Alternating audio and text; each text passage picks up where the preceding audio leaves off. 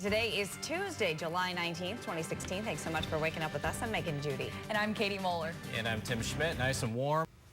A group of people has called for Columbia's police chief to resign. The incident happened at last night's Columbia City Council meeting when the group started cursing at the chief of police and then walked out of the meeting.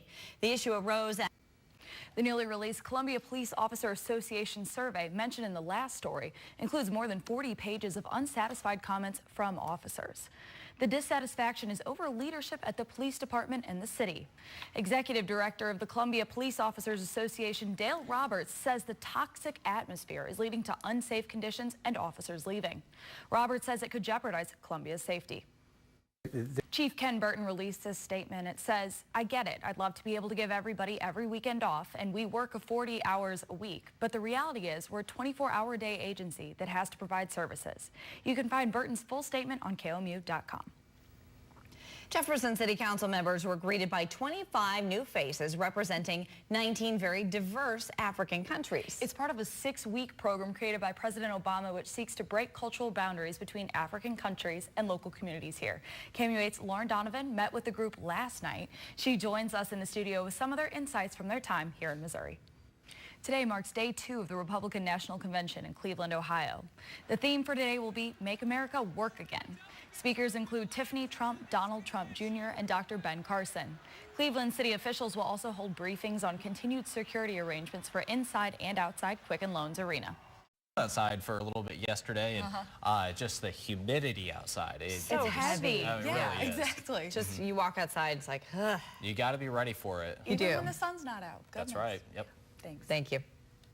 New video of airstrikes in Syria appears to show the devastating aftermath of heavy airstrikes in rebel-held Aleppo neighborhoods. The video you're seeing now shows men searching in rubble for survivors. Airstrikes killed at least 28 people over the weekend, including 5 children and 7 women.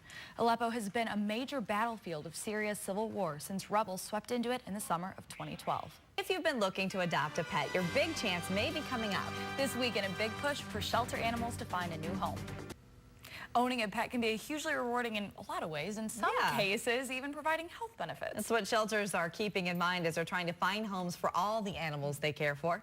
NBC's Nadia Torres reports as part of this year's Clear the Shelters project coming up this weekend. Google has launched a new feature to help Americans register to vote. When you search register to vote or a similar inquiry on Google, you're now provided with a state-by-state guide on how to register to vote. Google is hoping the new feature makes it easier for its users to register in time for the November election. The feature also gives general requirements and deadlines. It took Uber nearly 6 years to complete 1 billion rides, but it's taken only 6 months to complete another billion. The ride-sharing startup CEO says the company reached 2 billion total trips last month, just 6 months after hitting 1 billion rides. The 2 billionth car ride was actually 147 trips that began at the same time in 16 countries.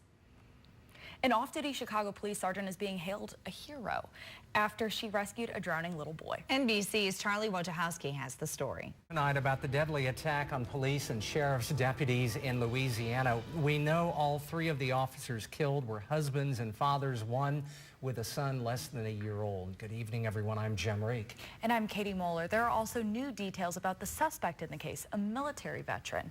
Jay Gray has the latest from Baton Rouge.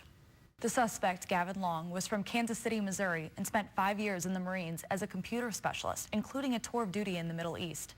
His aunt tells NBC News there was never any indication he would do anything like this.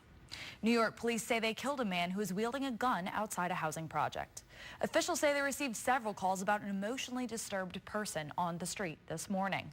The man was reportedly threatening people there before police came to the scene.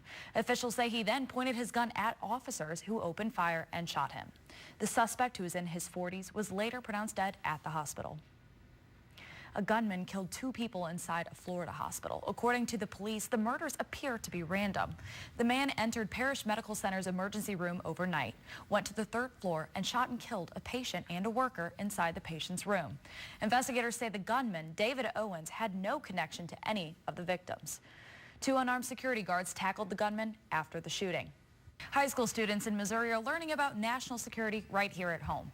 A 5-day seminar called the Westminster Institute for National Security is being held on the Westminster campus this week.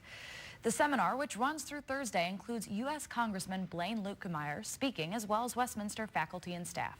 Students participating will receive 1 hour of college credit in addition to being entered for a $1,000 renewable scholarship to attend Westminster College.